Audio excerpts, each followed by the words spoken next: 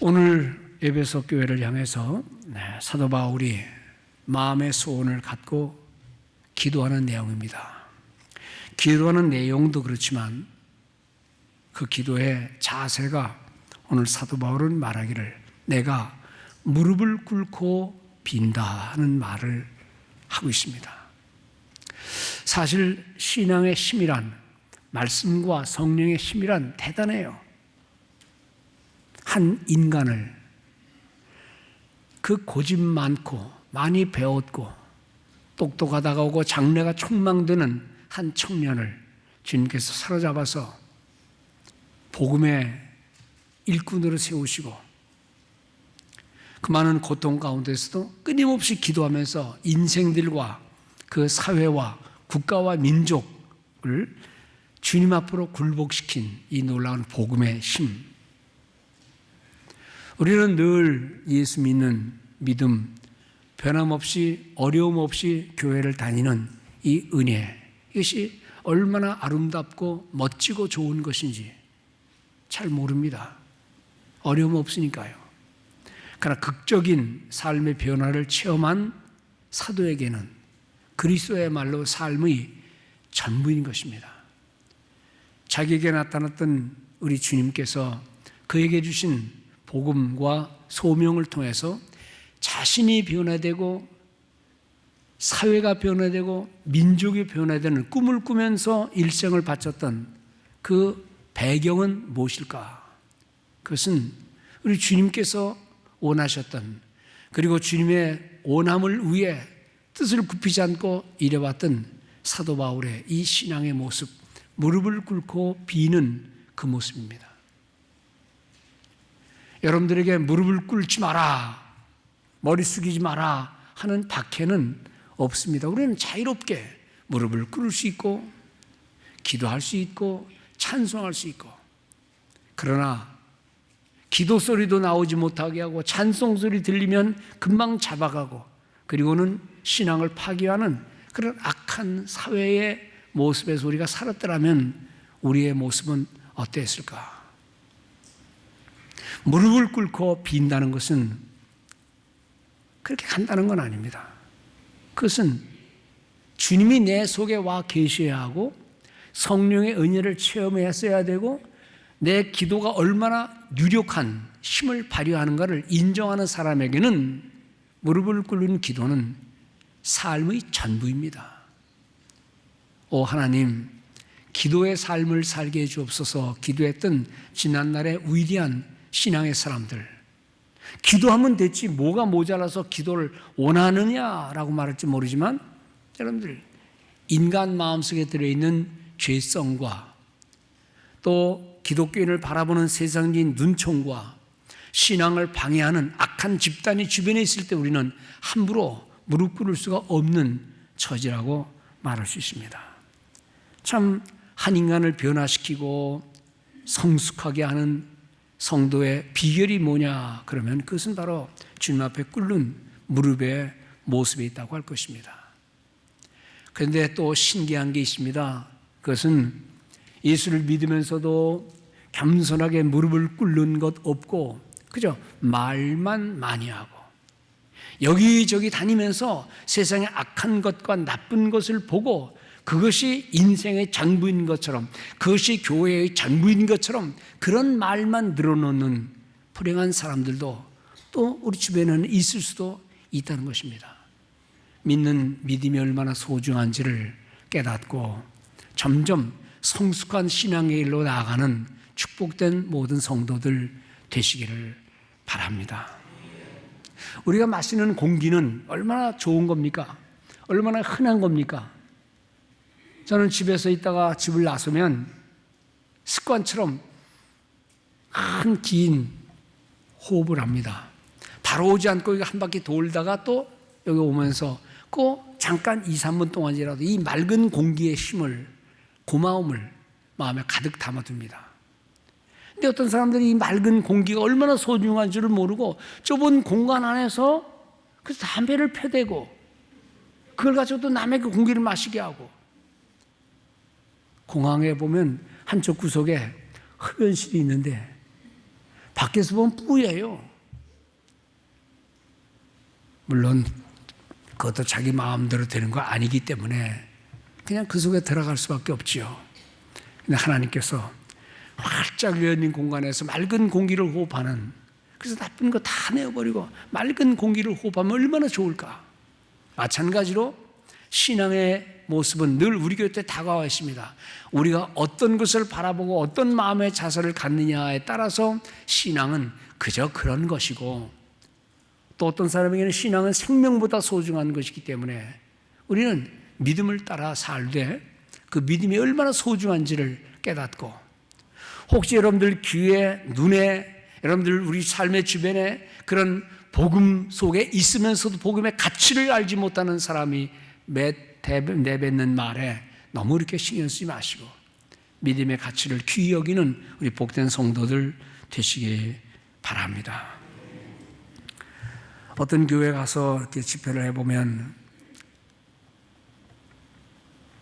그 담임 목사님이 저에게 소개하면 이분이 교회 초창기부터 있던 아주 창립 멤버입니다. 그래요. 목사님 말하지 말고 그냥 가세요. 설립 초창기 멤버인데 딱 문을 가로막고 들어오는 사람에게 가다 잡고 또 실망해서 나가는 사람은 얼른 나가라고 문 열어놓고 그러는 사람들이 있는가 하면 한 영혼을 위해서 기도하고 그 영혼이 교회에 자리 잡을 수 있도록 믿음으로 늘 대화하면서 위하여 늘 관심을 갖는 아름다운 마음들이 있어요. 가는 길은 우리의 선택에 달려 있습니다. 항상 믿음과 더불어 생활하면서 늘 여러분들의 삶이 주님 앞에서 복된 삶이 될 수 있도록 하나님 앞에 무릎 꿇고 기도하는 성도의 복된 모습 있기를 주의 이름으로 축원을 드립니다. 이 복음이 사도에게 어떤 영향을 주었는지 그건 한마디로 바울이 이렇게 말합니다. 예수 그리스도의 종, 하나님의 일꾼. 말이 좋아서 종이요 일꾼이지 그 당시 용어로 보나 지금 뜻으로 보나 그 종은 노예입니다. 일꾼은 머슴입니다. 뭐가 좋아서 노예 노릇하고 종 노릇하느냐, 머슴 노릇하느냐, 그것은 자신의 가치와는 비교할 수 없는 높으신 하나님의 존재를 이해하기 때문에, 인정하기 때문에 그분과 함께하는 것이 얼마나 내 인생의 복인지를 깨닫는 사람만이 나는 하나님의 종이요 하나님의 머슴이다라고 말할 수 있는 거죠. 그 머슴과 일꾼이 가장 중요하게 생각하는 뭐냐? 주인의 뜻, 주인님의 뜻에 엎드려 순종하고 받드는 거예요. 그것을 한마디로 본문에서는 내가 무릎을 꿇고 빕니다라는 단어예요. 오늘 본문은 예수 그리스도 앞에서 자기 신분의 변화를 얘기한 그 사람이 그냥 신분만 변화한 게 아니라, 생각만 변화한 게 아니라 자신의 삶의 자세가 얼마나 변했는지를 어떻게 말하는 거 아니? 내가 무릎을 꿇고 비노니. 여기 오늘 본문 14절 15절에 말합니다. 내가 하늘과 땅에 있는 모든 족속이 그로 말미암아 이름을 얻게 된 바로 그 하나님께 무릎을 꿇고 빕니다. 말이 좀 복잡합니까? 그래서 다른 번역들은 이렇게 말했어요. 나는 무릎을 꿇고 하늘과 땅에 있는 모든 족속의 근원이 되시는 아버지께 기도합니다. 또 어떤 성경은 나는 무릎을 꿇고 하늘과 땅에 있는 대가족의 아버지이신 하나님께 기도합니다. 순종하기를 거절하고 뻣뻣하게 하나님 앞에서 자기 자신을 내세우는 혹시 그런 크리스찬들이 있다면 하나님 말씀 앞에 순종하고 순복하는 그런 믿음의 자세, 주의 뜻이 자기에게 임하기를 바라는 무릎 꿇는 신자의 모습이 우리 모두에게 임하기를 주의 이름으로 축원을 드립니다. 얼마나 진지한 자세입니까? 얼마나 겸손한 자세입니까? 내가 무릎을 꿇고 빕니다. 사람과 사람끼리는 가진 자는 없는 자 앞에서 무릎을 꿇을 필요 없고 이긴 자는 진 자 앞에서 무릎을 꿇을 필요 없고요.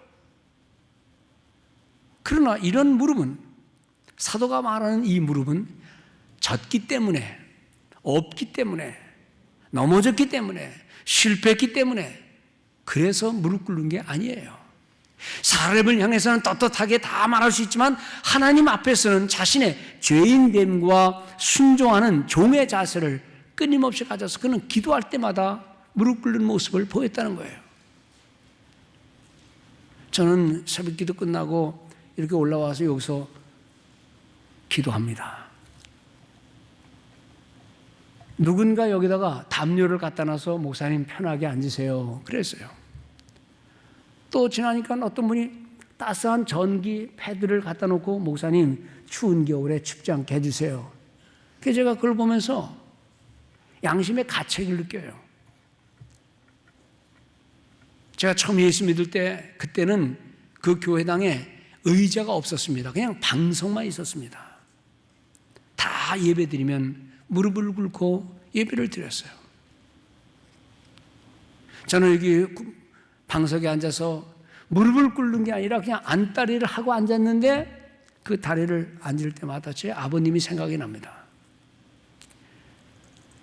교회당 처음 오셔서 자신의 죄를 깨닫고 하나님 앞에 기도할 때 늘 맨 앞에 와서 예배를 드리시면서 방석을 옆으로 밀어놓고 그 딱딱한 마룻바닥에서 늘 무릎 꿇고 기도하시는 거예요. 지금 생각하면 얼마나 아프셨을까? 그거에 비하여 나는 북신북신한 의자에 앉아서 따뜻하게 누군가가 제공한 그 패드 앞에서 기도하는 모습 보면 부끄럽기도 해요. 가정 예배를 드릴 때 수도 없이 가정 예배를 드렸죠. 제가 가끔 간증하지 않습니까? 가정 예배를 드릴 때 우리는 무릎을 안 꿇을 때가 많았어요. 한 번도 무릎 꿇지 않고 예배를 인도한 아버지의 모습을 저는 못 봤습니다. 항상 무릎을 꿇고. 그래서 저도 무릎을 꿇으려고 해보자 그러는데 무슨 요만큼 건강 지식 안다고 아이고 무릎을 꿇으면 혈관이 좀 흐름이 막히지 않겠나. 네? 그리고 좀 있으면 누구 만나러 가야 되는데 잘 다린 옷이 또 구겨지지 않겠나. 이런저런 생각하면서 무릎을 못 꿇어요. 오래 견디지도 못해요. 습관이 되지 못했기 때문에 부끄러운 모습이지만 마음은 어떻다 말할지 모르지만 하나님 앞에서 무릎 꿇는 자세, 어른 앞에서 나이 드신 분 앞에서 언어도 조심하고 몸가짐도 조심하듯이 전능하신 하나님 앞에 우리의 속사람뿐만 아니라 겉의 경건한 모습도 무릎을 꿇는 듯한 삶의 모습이 우리 모든 성도에게 필요한 줄로 믿습니다. 배고파서 밥 사주는 사람에게 무릎 꿇는 거 아니에요. 나보다 힘이 크니까 그 사람 앞에 굴복하게 무릎 꿇는 게 아니에요. 전능하신 하나님, 인간이 얼마나 죄성이 많고 하나님은 얼마나 위대하신지를 깨닫고 그분 앞에 그분의 뜻을 이행하기 위해 무릎 꿇는 겸손한 모든 성도들 되시기를 주의 이름으로 축원을 드립니다. 지난날 신자들의 또 헌신됐던 위대한 믿음의 모습들을 보면 사람들 앞에서는 어떨지는 모르지만은 그들은 늘 하나님 앞에 무릎 꿇는 모습을 성경에서 봅니다. 열왕기상 8장 54절 임금이 된 솔로몬이 모든 신하들 앞에서 성경은 말하기를 그가 무릎을 꿇고 손을 펴서 하늘을 향하여 간구로 여호와께 아뢰기를 무릎을 꿇고 손을 높이 들고 하늘을 향하여 간구하는 위대한 임금의 모습 우리가 보는 겁니다. 역대하 6장 13절에 성전에 필요한 모든 기구들을 그 노력에서 다 만들어서 하나님께 바치는 장면이 나오는데 그가 그 모든 사람들 앞에 그 모든 위대한 기구들 앞에 서서 그리고 이스라엘 회중 앞에서 무릎을 꿇고 하늘을 향하여 손을 펴고 이스라엘 백성들을, 자기 백성들 앞에서 임금이 무릎을 꿇고 하늘을 향하여 손을 펴고, 선지자요 성경의 학사인 에스라가 에스라서 9장 5절에 보면 늘 드리는 제사 속에 저녁 제사를 드릴 때에 내가 근심 중에 일어나서, 왜 근심이 나는 거 아니? 백성들이 흩어지고 성전은 회파되었다는 말을 듣고 너무나 슬퍼서 속옷과 겉옷을 찢은 채로 무릎을 꿇고 나의 하나님 여호와를 향하여 손을 들고 무릎을 꿇고 다시 무릎을 꿇고, 우리 주님께서도 누가복음 5장에 보면 수도 없는 복음서 중에서 제자들에게 나타나시는 장면이 있습니다. 밤새도록 베드로가 그물을 여기 던지고 저기 던지고 하나도 걸리는 게 없어요. 너무 실망하고 지쳤을 때 새벽에 주님 오셔서 그물을 저쪽으로 던져라. 시몬 베드로가 그 말을 따라 그물을 던졌더니 그물이 찢어질 정도로 가득히 차는 걸 보고 기뻐서 놀라서 감사해서 아니고, 그런 주님 앞에 나와서 베드로가 이것을 경험한 후에 예수의 무릎 아래 엎드려 가로되 주여 나를 떠나소서 나는 죄인이로소이다. 주님을 감히 함께 할 수 없는 연약한 죄인의 존재임을 깨닫고 예수의 무릎 앞에 엎드려 간구하는 베드로의 심정을 성경은 말씀하고 있습니다. 우리 주님께서도 곳곳에서 삶의 어떤 위기에 직면하여, 구속에 직면하여 그분도 제자들과 함께 있다가 돌 던질 만큼 저 멀리 떨어져서 저희를 떠나 돌 던질 만큼 가서 무릎을 꿇고 기도하여 라는 말씀이 있습니다. 순교하는 스데반 집사님에 대한 기록이 사도행전 7장에 나오는데, 사도행전 7장에 나오는 그 설교는 우리 모든 목회자들이 가장 모범으로 삼아야 할 설교의 핵심입니다. 이 사도행전을 속에 나오는 설교를 가만히 들으면서 너무 감사하고 감격해야 되는데 웬일인지 사람들은 그를 미워하고 스데반을 잡아 죽이려고 돌을 던져서 그를 쳐서 죽게 만듭니다. 이때의 스데반이 한 일은 뭔가니 하늘을 향하여 부르짖어 가로되 주 예수여 내 영혼을 받으시옵소서 하고 무릎을 꿇고 크게 불러 가로되 주여 이 죄악을 저들에게 돌리지 마십시오 라는 기도하는데, 기도의 자세가 뭔가 하니 무릎을 꿇고 크게 불렀다.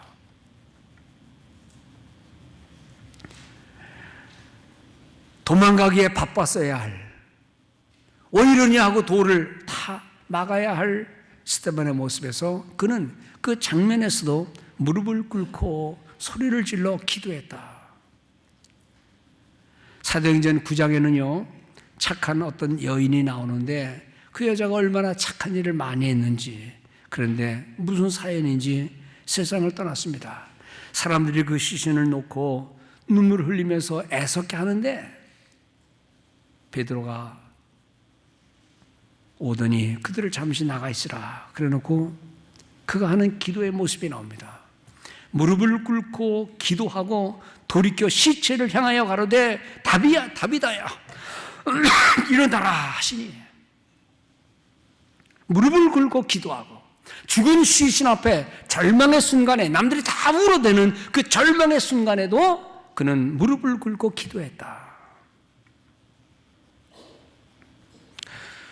사도행전 20장은 사도가 죽음의 길을 향해 순교를 각오하고 하는 마지막 모습인데, 그때의 사도는 마지막으로 교훈을 더 몇 마디 한 다음 이 말을 하고 무릎을 꿇고 저희 모든 사람과 함께 기도하니, 무릎을 꿇고 모든 사람과 함께 기도했다.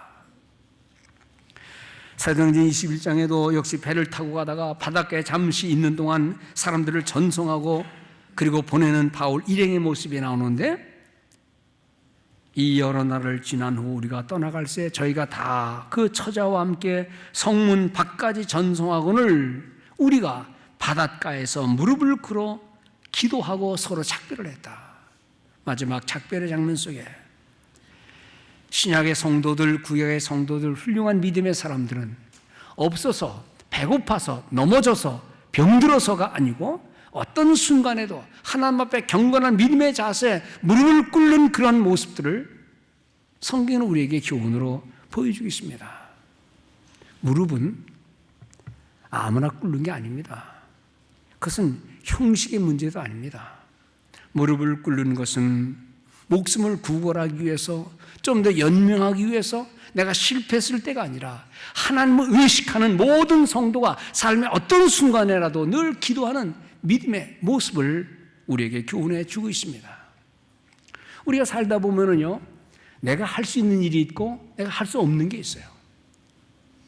내 마음도 때로는 내가 컨트롤할 수 없고 내가 낳은 자식도 내가 어떻게 할 수가 없어요.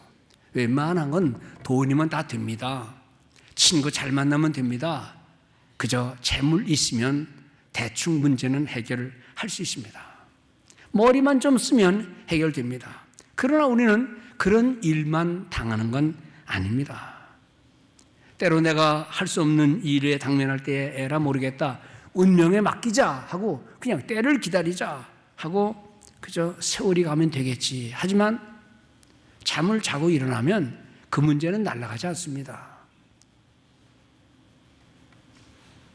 세상에 흘러가는 세월을 누가 막을 수 있고, 자연스럽게 피는 꽃은 누가 피지 못하게 할 수 있고, 세상에 흘러가는 이 세상의 악한 모습들을 우리가 어떻게 할 수 있습니까? 성경이 보여주는 교훈은 그럴 때마다 나를 의지하지 말고 하나님을 의지하는 성도의 겸손한 모습, 경건한 모습, 아무 말도 못하는 고목나무보다도 짧은 삶을 살면서 온갖 고민은 머릿속에 다 집어넣고, 자랑? 뭘 자랑합니까? 할 게 아무것도 없어요. 그럼에도 인생은 하나님을 찾지도 않고 무릎을 꿇지도 않고, 예수를 믿는다는 우리 모든 신자들조차도 하나님 앞에 기도하는 기도의 무릎에 대하여는 영적인 게으른 상태에 있는 건 아닌가.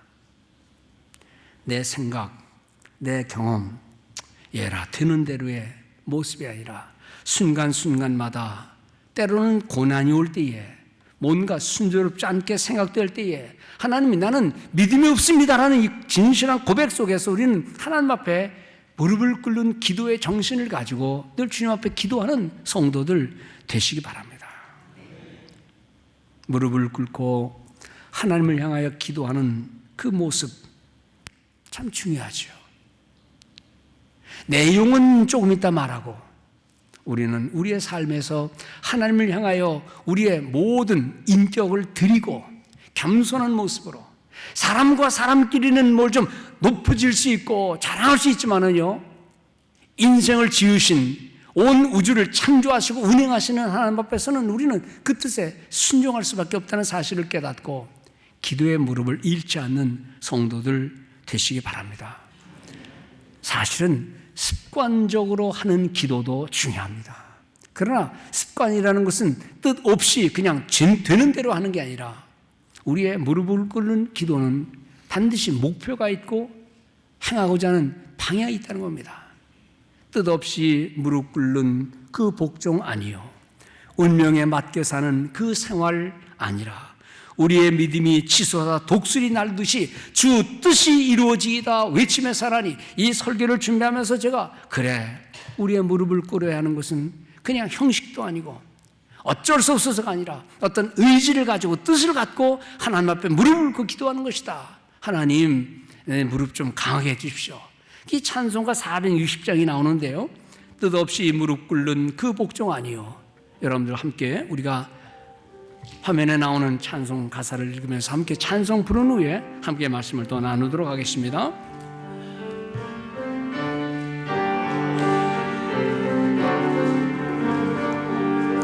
뜻없이 무릎 꿇는 그 복종 아니요, 운명에 맡겨 사는 그 생활 아니라 우리의 믿음 치솟아 독수리 날듯이 주 뜻이 이루어지다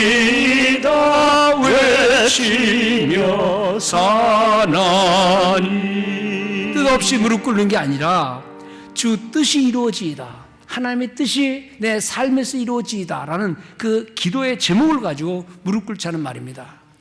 또 보면은요, 이 기도를 통하여 약한 자 힘주시고 강한 자는 바르게, 추한 자는 정케한, 그것이 주의 뜻이라. 다시 한번 2절 부릅시다. 약한 자 힘주시고 강한 자 바르게, 추한 자 정케하니 주님의 뜻이라. 해 아래 있는 곳 주 거기 계셔서 그 팔로 막아 주시어 정의가 사나니. 요즘 뜨는 영화, 뭐 기생충이 뭐 온갖 세상에서 다 퍼져서 기생충이 다 퍼졌어요. 우리 또 어떤 영수님이 저한테 기생충을 보내주셔가지고 또 저도 보냈잖아요. 저도 사실 몇 번을 보다가 중간에 스탑했습니다. 말 같지도 않은 얘기. 어떻게 엄마 아빠가 자식들을 저렇게 인도하나? 이야, 그 대화해 보면 기가 막혀요. 그러다 보다 말았어요. 두 번째 꼭 보라는 거예요. 중간에 보다가 그 차분한 싸움하는 모습 보고 아이고 머리가 아프더라고요. 해서 안 봤어요. 이번에 상을 뭐 하도 많이 받았다 그래서 또 보라 그래서 인내심 가지고 봤습니다. 참, 아버지가 사기치는 아들에게 졸업장 위조하는 아들을 보면서 그걸 가지고 가는 아들에게 아버지가 그러지, 아들아 너는 목표가 있구나. 깨뿔 같은 목표. 참, 아들아 너는 목표가 있어. 그게 목표입니까? 결말을 보세요. 결말을. 안 들어갔더라면 오손도손 식구들끼리 그저 그렇게 살았을 텐데 큰 벼락꿈을 꿈고 그게 무슨 큰 꿈이 이루어지는 것처럼, 야 너는 꿈이 있구나, 계획이 있구나. 여러분들, 성도의 기도도 꿈이 있습니다. 목표가 있습니다. 그냥 하는 거 아닙니다. 그 기도를 진실하게 들으시는 우리 하나님께서 두고 보시는 거예요.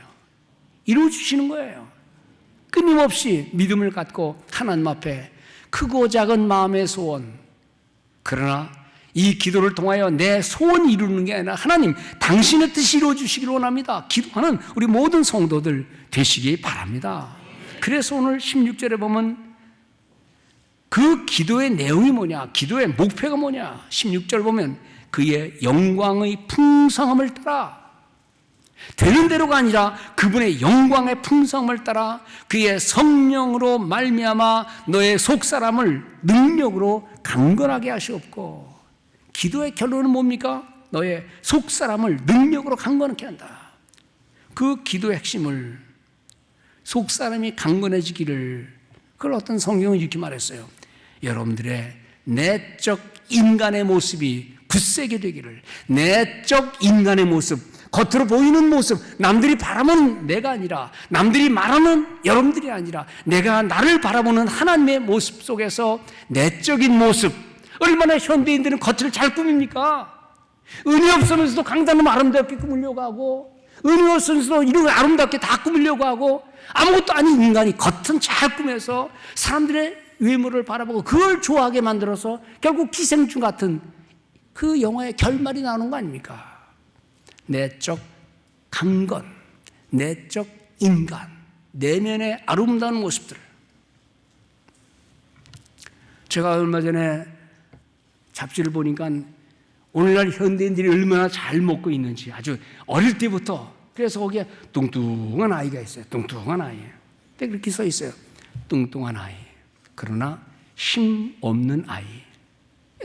뚱뚱한 아이는요, 힘도 있어요. 그놈이 한번 치면 다 넘어가요. 넘어지면 땅도 해빠져요. 거기서 말하는 힘이란 뭘까? 인생의 가치, 삶의 의미, 부모와 자식 간에 말하면 효도, 자식 사랑, 이 세상을 말하면 가치 있게 뜻깊이 살아가는 것. 돈이 많지만 그 돈의 가치를 모르는 사람은 그 가지고 해악을 지르잖아요. 몸이 뚱뚱하면 뭐합니까? 내적인 가치관이 없는 이 세상에서 부유한 많은 물질로 인해서 대한민국이 크게 일어섰다 할지라도 지금 다 가치관이 밝혀지고 가치관이 지켜지게 되고 공동의 함의가 없는 사회, 미국 사회가 세상을 지배하는 것 같다 할지라도 이 내부적인 있어서 하나님을 떠난 세대의 흐름 속에서 뭘 자랑할 수 있다는 거예요.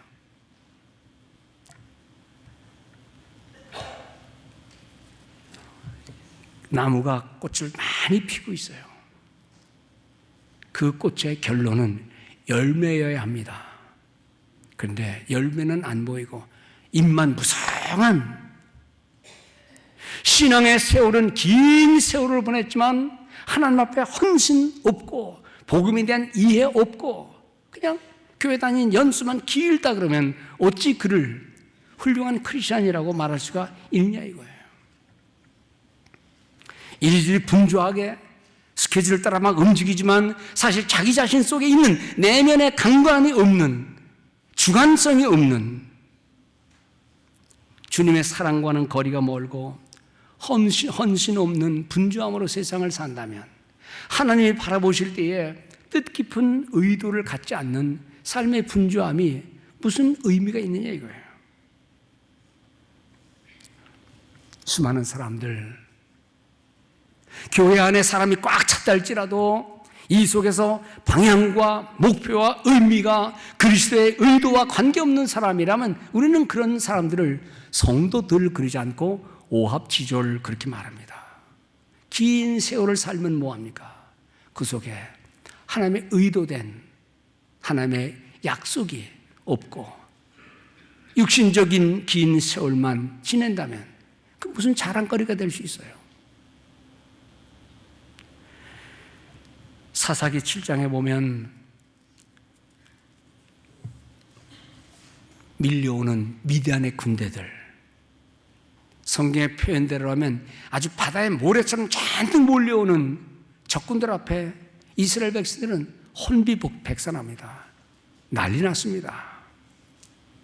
그때에 기드온이 하나님 앞에 간구합니다. 그래서 사람을 모읍니다. 그랬더니 32,000명이 모였어요. 그 숫자 가지고도 어림없습니다. 그런데 하나님이 기드온에게 말합니다. 기드온아, 너무 사람이 많다. 집에 가고 싶은 사람, 마음이 좀 들떠있는 사람, 가족들 보고 싶은 사람 다 보내라. 보내고 나니까 22,000명이 가버리고 10,000명만 남았어요. 10,000명. 그 깨알같이 몰려오는 적군들 앞에 10,000명은 아무것도 아닙니다. 아마 성경은 말하지 않지만 사사는 그랬을 거예요. 큰일 났구나. 그런데 주님이 또 말씀하십니다. 아직도 많다. 아직도 많으니 군대를 끌고 저 내역 개울가로 가라. 그래서 물을 먹여라. 그래서 이렇게 먹는 사람은 집으로 보내고 저렇게 먹는 사람은 군대로 삼아서 나가 싸워라.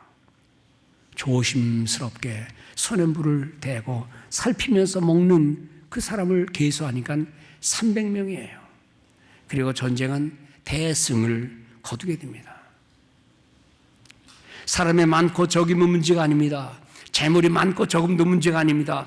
얼마나 긴 인생을 살았냐 그것도 아니고 높은 지위를 얼마나 가졌느냐도 중요한 것 아니고 사람들 앞에는 그것이 인생의 가치관일지는 모르지만 인생을 창조하신, 우리를 구원하신 하나님 앞에서는요, 그 속에 무엇이 있느냐? 하나님의 의도와 하나님의 사랑과 자비를 실천하고자 하는 그런 의도된 삶을 갖고 있느냐? 사실 우리 인생 한 사람 한 사람 보면 다 속에 진주가 있고 다이아몬드가 있어요.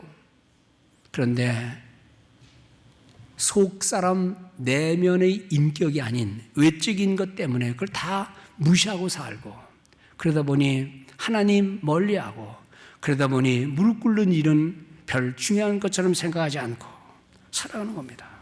오늘날 현대인들의 모습이 얼마나 외모를 꾸미고 가정의 행복으로 쓰면서 큰 집을 차지하려고 하고, 별로 중요하지도 않은 일을 다니면서도 좋은 차를 타고 다니려고 하고, 속은 어떤지 관계없이 겉을 꾸미는 그런 모습들이 교회 안에 신자의 이름 속에 자리 잡을 때 기독교는 힘을 잃는다는 겁니다. 오늘 성도가 우리 하나님 앞에 있어야 하는 삶의 자세는 어떤 시련과 어떤 무가치한 세속관에서도 우리는 그것을 다 피하면서 하나님이 원하시는 내적인 인간의 강건한 모습 살아가는 우리 모든 성도들, 세월이 흐르면 흐를수록 좀 인격도 성숙하고 신앙의 연주가 깊으면 깊을수록 더 무거운 묵직한 신앙의 삶을 살아가는 복된, 여러분들 때문에 누군가가 예수를 믿고 여러분들 때문에 신앙의 의미를 더 깊이 새길 수 있는 그러한 성숙한 성도 되실 줄 믿고 주님이 여러분들과 함께 하시기를 주의 이름으로 축원을 드립니다. 세월 험해져가는 세상 속에서 세월 거꾸로 가는 사람 없어요. 세월 거꾸로 가는 것처럼 아유 왜 이렇게 점점 건강해지세요? 그건 다 듣기 좋아라고 하는 소리지. 사진 찍어보면 다 나와요. 세월은 그냥 갑니다. 언젠가 지난번에 얘기했던 대로 10년 후에 20년 후에 어떤 30, 30년 후에는 아무도 여기 없을 다 한 번 왔다 가는 인생의 모습에서 어떤 흔적을 남기고 주님 앞에 가야 될 것인가. 육체의 나약함이, 나의 세상적인 빈약함이 성령의 능력을 방해하지 않도록 주님을 가까이 하는 성도들 되시기 바랍니다. 여기에 넘쳐 흐르는 영광의 아버지께서 성령으로 여러분들의 힘을 돋구어 내적 인간으로 굳세게 해주시기를, 새로운 번역이에요. 또 어떤 번역을 합니다. 은혜가 풍성하신 영광의 아버지께서 성령님을 통하여 여러분의 속사람을 능력으로 강하게 하시옵고. 흔들거리는 사회는 건물이 오래돼서 흔들거리는 게 아니에요. 지진 나서 흔들리는 것도 아니에요. 교회가 힘을 잃는다는 말은 사람이 없어서 힘 없는 것도 아니에요. 건물이 오래돼서 그거 지어진 지가 오래돼서 힘 잃는 것도 아니에요. 흔들리는 것은 바람 불어서도 아니고 지진 나서도 아니고 젊은이들이 휘청휘청거리는 이유는 술 먹어서도 아니에요. 속에 내적인 강건함이 없을 때, 성령의 충만함이 없을 때, 되는 대로의 삶을 살아갈 때 기도의 무릎을 상실한 오늘의 시대 속에서 오늘 우리의 삶은, 믿음은 겉으로만 있을 뿐 속사람의 강건한 모습으로 힘있게 넘어지지 않고 하나님의 온전한 뜻을 구하는 그런 성도들의 모습은 우리의 힘과 능력으로 아니라 오늘 있는 대로 하나님을 의지하는 은혜의 축복을 바라는 성도들의 모습에 있는 줄로 믿습니다. 은혜를 사모하는 성도들 되시기 바랍니다. 속사람의 강건을 위해 기도하고, 세상에서는 어떤 모습일지 모르지만 기도하는 모습이 우리의 삶의 자취를 감춘다거나 하나님 말씀의 뜻이 내 생활 속에 점점 사라져가는, 그래서 세상적으로 살아가는 그 모습이 아니라 그 세상적으로 살아가긴 하되 그 속에서 나를 지도하는 성령의 은총을 힘입는 성도들 되시기 바랍니다. 불신앙이 점점 확대된다는 것은요, 성경을 통해서 알잖아요.